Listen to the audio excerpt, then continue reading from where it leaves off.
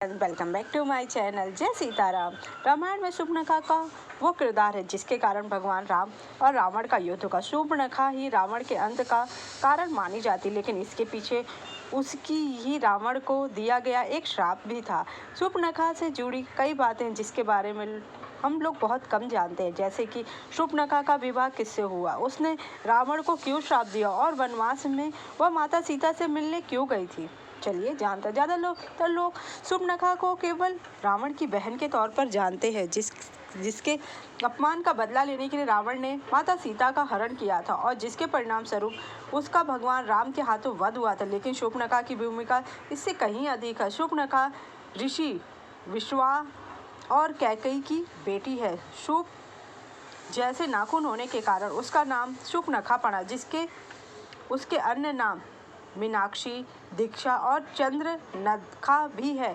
सुंदर नेत्र होने के कारण उसे मीनाक्षी भी कहा जाता है। शूर्पणखा आसुरी विद्या में माहिर थी और कोई भी रूप धारण कर सकती थी। शूर्पणखा का विवाह कालका के बेटे दानवराज विद्युवान के साथ हुआ। मान्यता है कि शूर्पणखा का पति दानवराज विद्युवान विष्णु भक्त था। रावण को यह पता चला तो वह क्रोध में उससे दानवराज विद्युत को मार डाला। अपने पति की मृत्यु से शूर्पणखा तिलमिला उठी थी। उसने रावण को श्राप दिया कि मेरे ही कारण तेरे सर्वनाश होगा। रावण ने शूर्पणखा के पति को मारने के बाद अपनी बहन को अपने भाई खर के पास भेज दिया था। खर दंडारण्य में रहता था।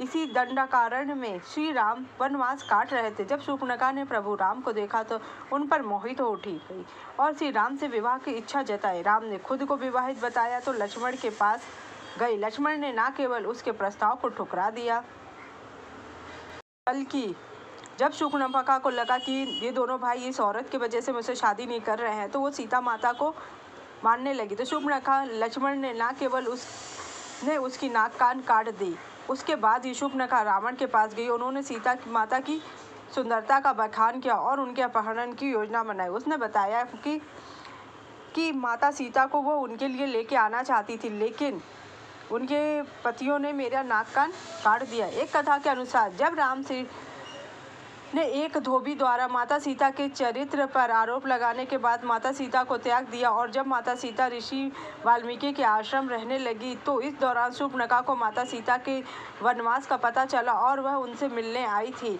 शूर्पणखा ने इस मुलाकात में माता सीता को भड़काने का प्रयास किया। उसने माता सीता को कहा कि जो अपमान तुम्हारे पति और देवर ने मेरा किया, तुम्हें उसी की सजा मिली है। शूर्पणखा के कुछ कहने के बजाय सीता मुस्कुराई और उसे कुछ ताजे जामुन दिए और सीता ने शूर्पणखा से कहा कि ये जामुन मंदोदरी के बगीचे के जामुन के समान मीठे हैं। सीता को अपने उपहास से विचलित ना होते देख शूर्पणखा असमंजस में पड़ गई। इस पर माता सीता ने कहा कि शूर्पणखा की चेतावनी उसके इस प्रतिशोध की आग में रावण पहले ही नष्ट हो चुका। सीता ने शूर्पणखा से कहा कि उसे बिना शर्त प्यार करना सीखना चाहिए। शूर्पणखा क्रोधित हो गई और अपने अपमान के लिए न्याय की मांग की। इस पर सीता माता ने चेताया कि उसके जिद का पहले ही परिणाम हो चुका है और अब वह यही हरकत फिर से ना करे। सीता ने उसे अतीत को भूलकर आगे बढ़ने की सलाह दी। माता सीता की इस बात से शूर्पणखा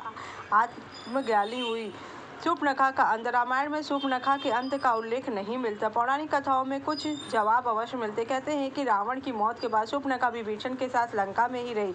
कुछ कहानियों के अनुसार वह तपस्या करने चली गई। कुछ सालों के बाद शूर्पणखा उसकी सौतेली बहन कुंभिनी समुद्र के किनारे मृत अवस्था में पाई गई थी। इस प्रकार शूर्पणखा के जीवन का अंत हुआ। लेकिन शूर्पणखा एक राक्षसी नहीं बल्कि बुद्धिमान योजनाबद्ध कार्य करने वाली थी। शूर्पणखा मायावी राक्षसी थी और रूप बदलने में निपुण थी।